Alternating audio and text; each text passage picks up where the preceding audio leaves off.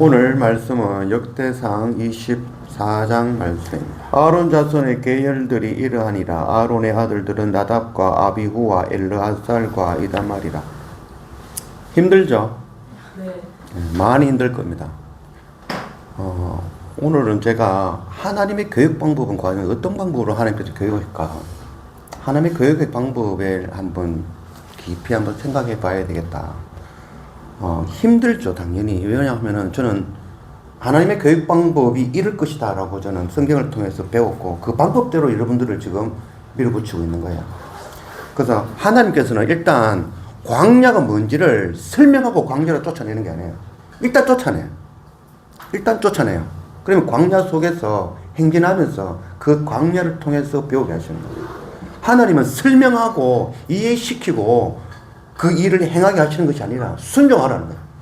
레위기 말씀에 보면 하나님께서 제사를 지낼 때 이런 방법으로 제사를 지내는 거죠. 이렇게 하라는 거예요. 왜 이렇게 하는지 설명하는 내용이 없어요. 하나님께 제사 지낼 때는, 번제 드릴 때는 각을 이렇게 뜨고 내장은 어떻게 하고 어떻게 불을 태워가지고 어떻게 번제를 드리라는 거예요. 왜 이렇게 해요? 라고 묻는 내용이 없어요. 설명해주고 이해하고, 아 그렇구나 라고 하나님 믿는 게 아니에요. 하라는 거예요. 해보고 나니까, 지나고 나니까, 이야 진짜 은혜였구나. 하나님의 교육 방법은 그렇다는 거예요. 예수님이 교육 방법이 제자들을 불러놓고 이해시키고 하나의 뭔지를, 하나의 나를 가르치고 이해하면 안 돼. 아하 라고 예수를 따르는 것이 아니라 따라오라는 거야.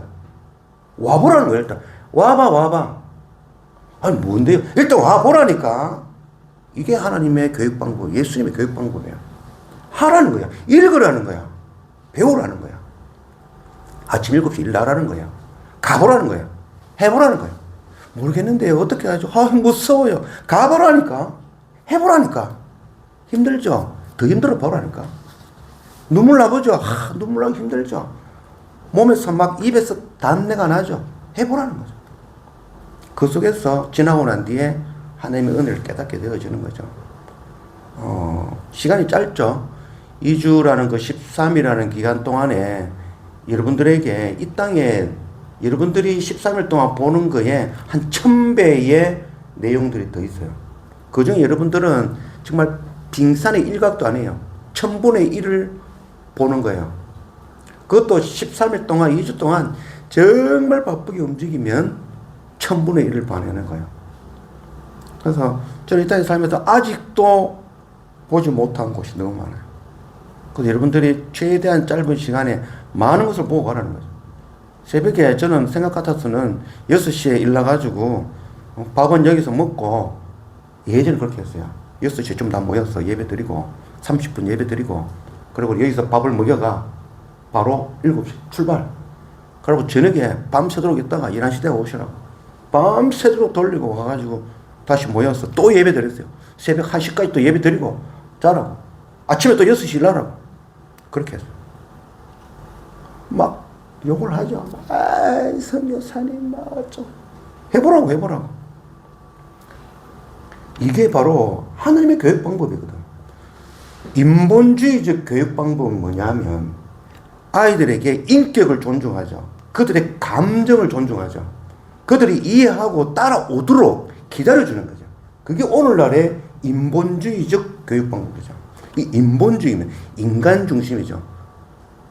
학생들에게 감정이 상하면 안 되는 거죠. 학생들의 감정을 최대한 살려주는 거죠. 기다려줘야 되는 거죠. 이해시켜줘야 되는 거죠. 그게 아니야. 이게 이런 거야. 그게 아니고요. 싫어요. 또 기다려줘야 되는 거죠. 참고 인내해줘야 되는 거죠.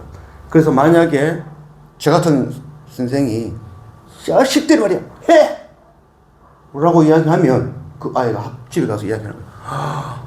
학교 갔더니 선생님이 이렇게, 내 감정은 그게 아니었는데 이렇게 강조하더라는 거죠. 그러면 이제 빗발치게 전화가 오죠. 왜 교육을 그런 식으로 하냐고. 우리 아이가 싫다잖아요. 우리 아이가 싫은 걸 왜 자꾸 강조하냐는 거죠. 그럼 또 어떻게 해? 교사들이 죄송합니다. 또 이제 인본주의 교육 가게 되죠. 하나님의 교육 방법은 그렇지 않습니다. 하나님의 교육 방법은 우리가 이해시키고 기다려주시고 우리의 감정을 상하지 않도록 기다려주시는 게 아니죠.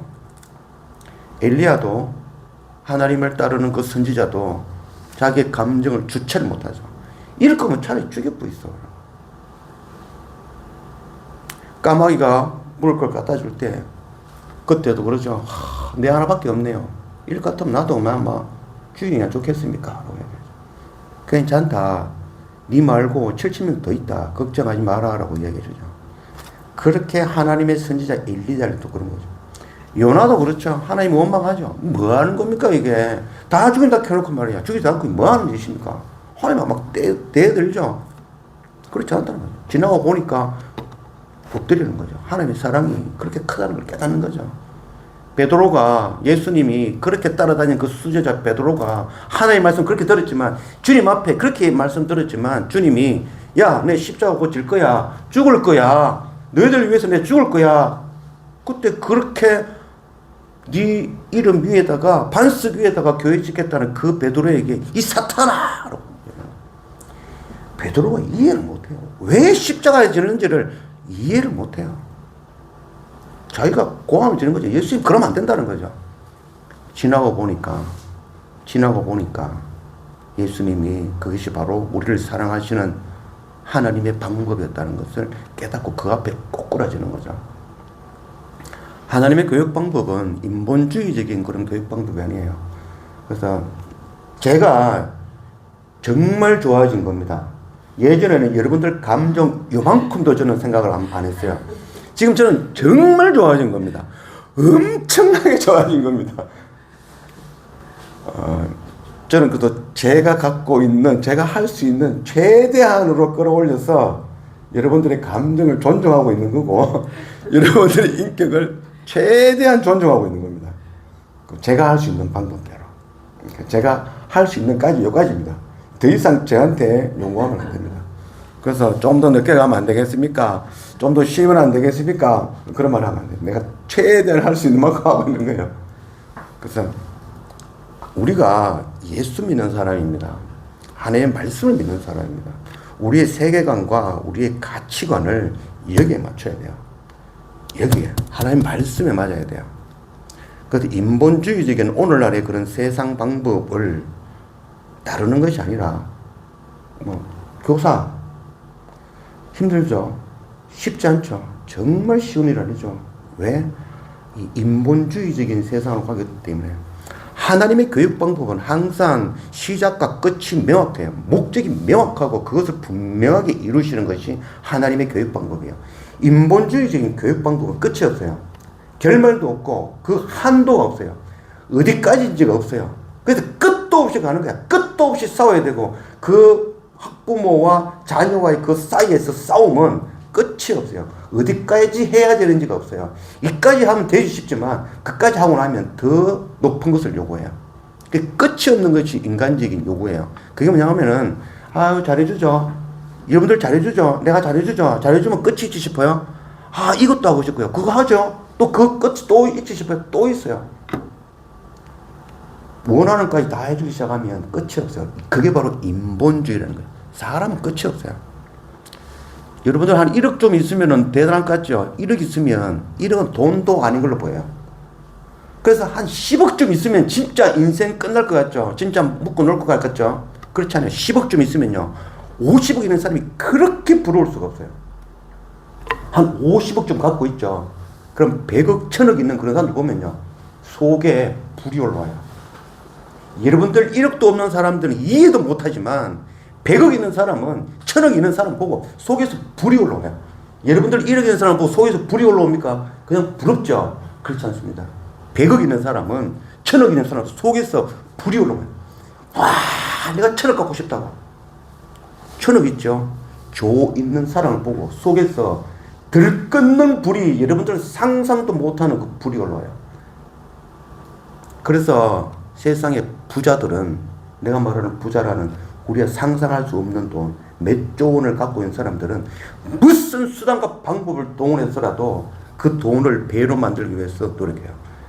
1억도 없는 우리가 생각하는 그런 열정, 부럽다라는 그 생각에 한 10,000배의 힘으로 그 돈을 불리기 위해서 노력해요. 인간의 욕심이라는 것은 끝이 없어요. 세상에 제1등 부자가 머스크죠. 일론 머스크가 4천조 원이 있어요. 2등이 2천조 원이 있어요. 2등이. 4천조라는 사람과 2천조라는 사람이 그 개입이 배예요. 그 일론 머스크를 따라갈 수 있는 사람은 이 세상에 없어요. 근데 그 일론 머스크가 그 돈을 더 벌기 위해서 자기의 열정, 자기의 목숨까지 바쳐가면서 그 열정으로 그 돈을 벌려고 하고 있어요. 인간의 욕심이라는 것은 끝이 없어요. 인본주의의 교육이라는 것은 끝이 없어요. 근데 하나님의 교육 방법은 분명한 목적과 시작과 끝이 있어요. 그 시작은 우리를 사랑하심이고 그 끝은 우리를 구원하시기 위함이죠. 명확해요. 그래서 하나님의 교육 방법, 하나님 말씀의 교육 방법은 시작이 힘들고 광야하고 어렵고 힘든 것 같지만 그 끝은 명확하게 우리를 구원하시겠다는 거예요. 그게 목적이 명확한 거예요. 더 이상도 더 이하도 다른 길도 다른 어떤 것도 아니에요. 우리 구원하겠다는 거예요. 분명한 목적이라는 거죠. 그래서 우리는 하나님의 교육 방법을 따르는 거죠. 제가 여러분들 힘들게 한다고 저한테 힘들어요. 그럴 필요 없어요. 좀 분명한 목적을 갖고 있는 거죠. 이 땅을 최대한 많이 보면서 그 속에서 하나님을 경험하고 체험하고 만나는 거. 그리고 이 땅에 여러분들은 선교사로 왔기 때문에 선교의 마음을 품고 이 땅에 행진하는 거죠. 봐야 되는 거죠. 사람들 만나야 되는 거죠. 그거 하려고 하자. 분명한 목적, 선교라는 것과 이 땅을 섬기고 사랑하는 것과 이 땅에서 예수 그리스도 하나님을 만나는 것, 분명한 그 목적을 가지고 있는 거예요. 그래서 우리가 자꾸 이렇게 마음을 자꾸 놓으면 안 돼요.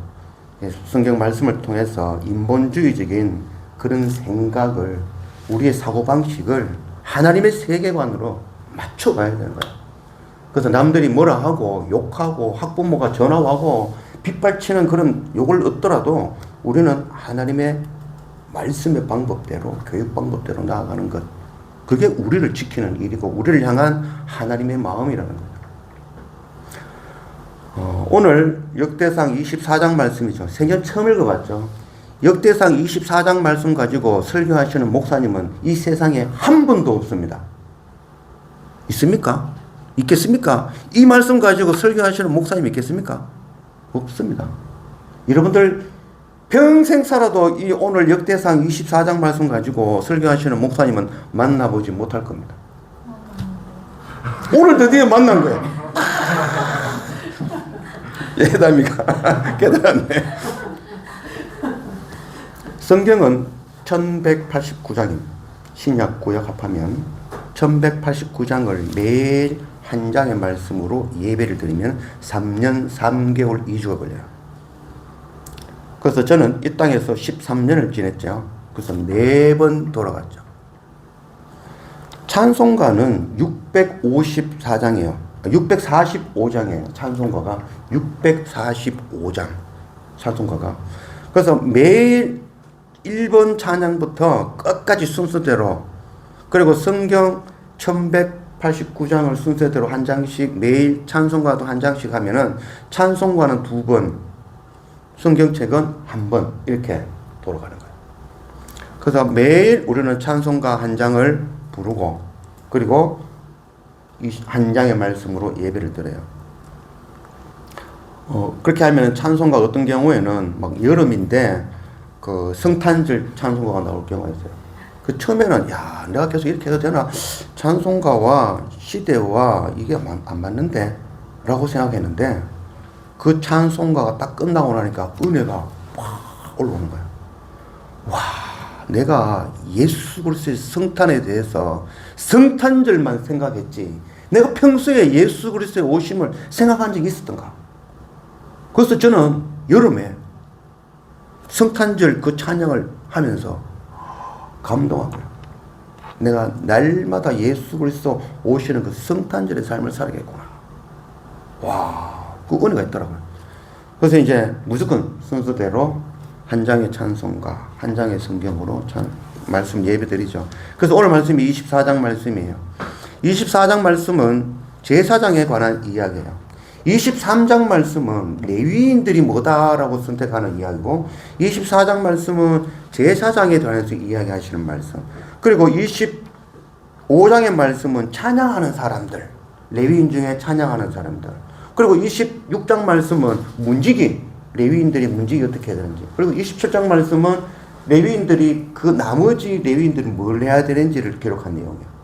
그래서 이렇게 많은 말씀을 통해서 레위인들에 의해서 이야기하고 있다는 거죠.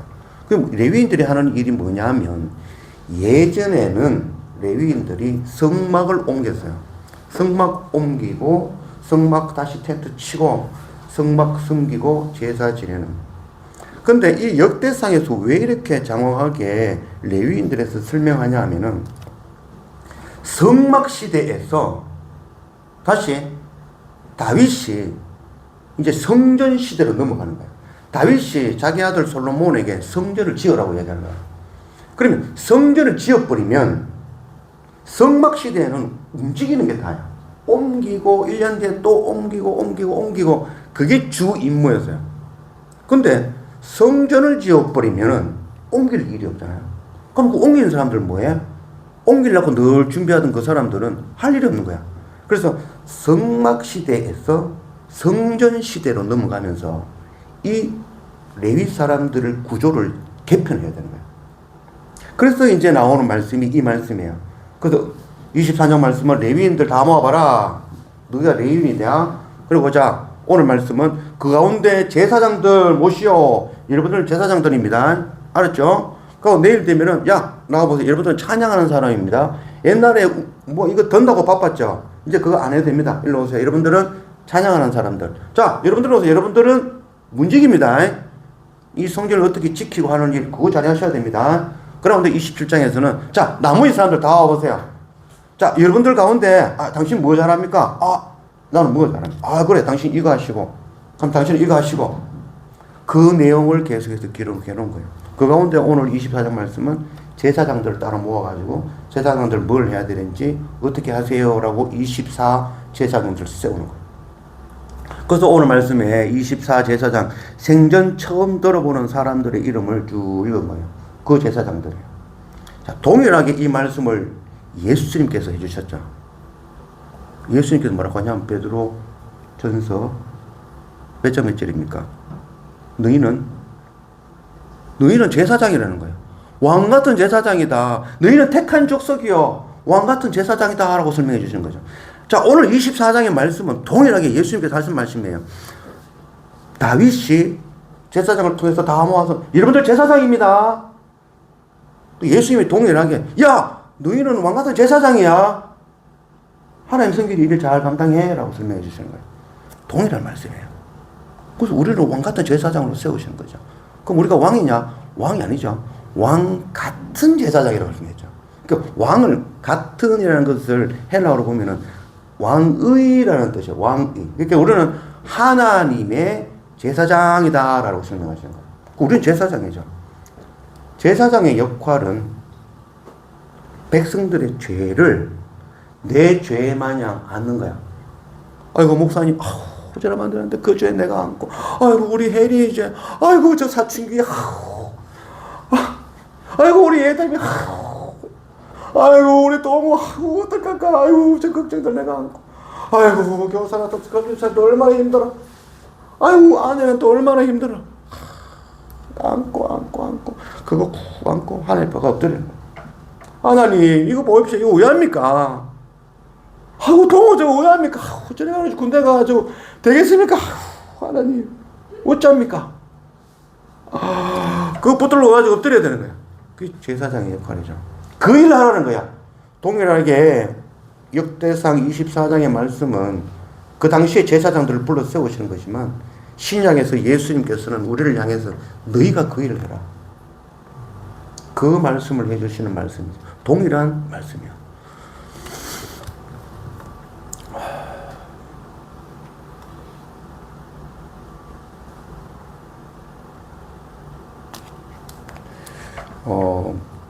신약의 말씀을 읽으면서 구약의 말씀이 생각나면 이게 진짜 성경을 읽기 시작하는 거예요. 그래서 베드로전서 2장 9절 말씀을 딱 보면서 내가 왕같은 제사장으로 우리를 부르셨구나. 그 말씀 듣고 그 말씀을 삶으로 살아가다가 오늘 같은 말씀 24장 말씀 딱 읽으면 생전 처음 읽어보는 말씀이죠. 이 말씀 읽으면서 베드로전서 2장 9절 말씀이 팍 생각나면서 그래 이 말씀 예수님이 하신 말씀이구나.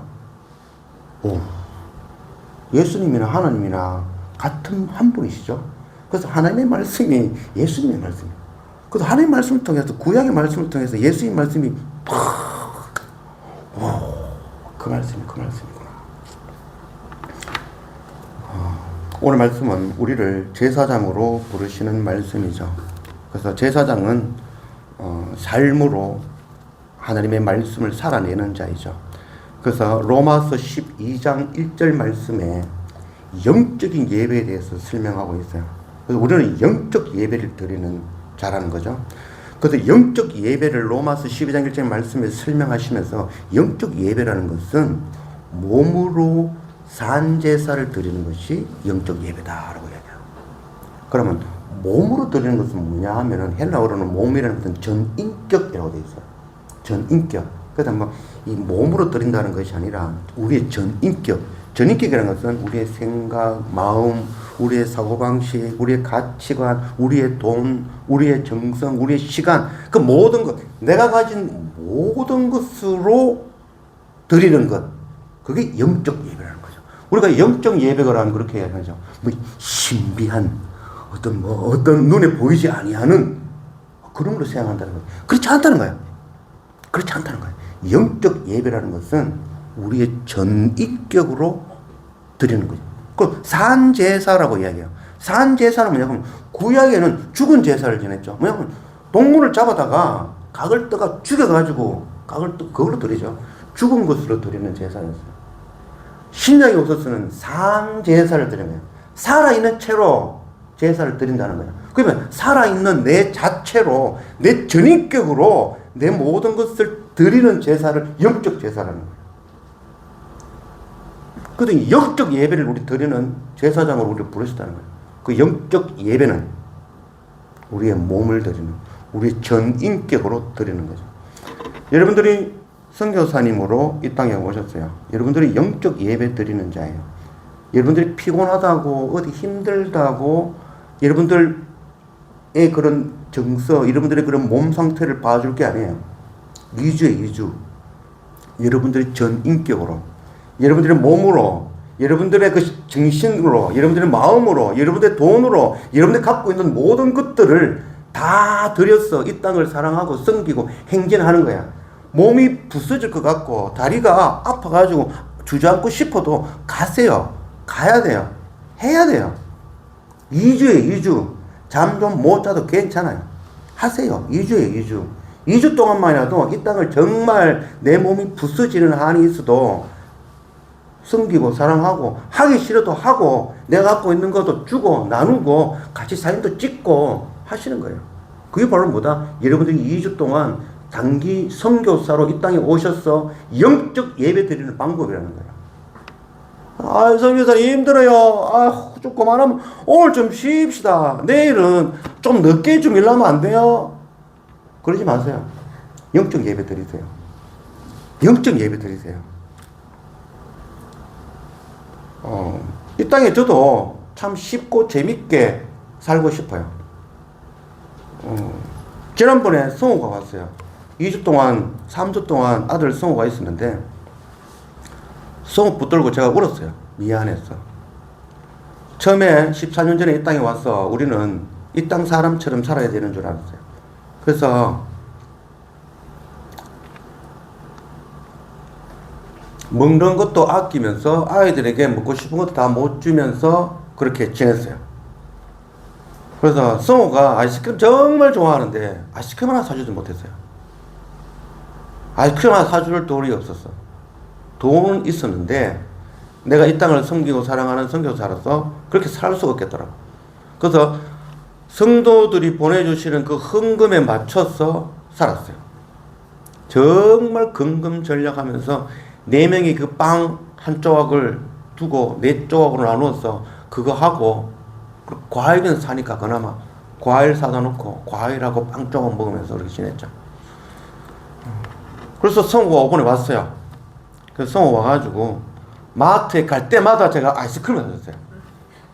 그 큰 아이를 마트에 들어갈 때마다 거의 매일 마트에 들어갔어요. 거의 매일 마트에 들어가면서 아이스크림을 하죠. 야, 성호야, 아이스크림 사 먹자. 그거 뭐 지금 이제 나이도 먹고 뭐 아이스크림 별로 안 땡기는 거. 그래도 하나 먹자. 그래서 지도 하나 사고 나도 하나 사가 아이스크림. 갈 때마다 아이스크림 계속 사 먹었어요. 그런데 성호를 같이 이렇게 예배 드리면서 성호에게 해서 성호야 참 미안하다. 참 네 어릴 때 초등학교 4학년 때 이 땅에 와가지고 네가 얼마나 아이스크림 좋아하고 네가 먹는 거 얼마나 좋아하는 아이인데 아버지가 그거 못 해줬네. 그래서 내가 너무 미안해가지고 마트 다닐 때마다 내가 아이스크림 먹자 했다. 아이고 성호 참 미안하다. 그래서 지난 시간인데 참 미안하다라고 이야기하니까 저도 그때는 그런 줄 알았어요. 그렇게 살아야 되는 줄 알았어요. 라고 이야기하는 거죠. 하나님의 교육 방법이죠. 그래서 우리가 제사장으로서 영적 예배 드리는 자로서 우리의 전 인격을 통해서 하나님께 예배하는 자로서 우리의 삶, 우리의 생각, 우리의 가치관, 우리의 마음, 우리의 돈, 우리의 정성, 우리의 시간 그 전부를 다해서 하나님께 영적 제사를, 영적 예배 드려내는 그런 여러분들 되셨으면 좋겠습니다. 아버지 하나님 감사합니다. 오늘 역대상 24장 말씀으로 우리 가운데 오신 하나님 감사합니다. 우리를 제사장으로 부르신 하나님, 동일하게 예수님께서 우리를 왕같은 제사장으로 부르신 그 하나님, 그 주님의 말씀을 기억나게 하신 하나님 감사합니다. 우리가 제사장으로서 이 땅에 살아가면서 이 열방의 죄, 우리 가족의 죄, 우리 형제의 죄를 모두 나의 죄로 안고 날마다 하나님 앞에 말씀 앞에 엎드려내는 그런 우리 제사장의 사명 감당해내는 그런 우리가 되게 인도해 주십시오. 또한 우리가 하나님 앞에 제사장으로서 영적 예배 드리는 그런 우리 제사장이 되기를 원합니다. 우리의 전 인격으로, 우리의 삶으로, 우리의 시간으로, 우리의 몸으로, 우리의 정성으로, 우리의 돈으로, 우리가 가진 정성으로, 내가 가진 모든 것으로 삶으로 하나님을 섬기고 전하는 그 영적 예배 드리는 그런 우리가 될 수 있도록 인도하여 주십시오. 힘들고 어려운 가운데 오늘도 이 땅을 행진하며 나아갑니다. 하나님 은혜 내려주시고 함께 해주실 것을 알고 감사드리며 예수님의 이름으로 기도드립니다. 아멘.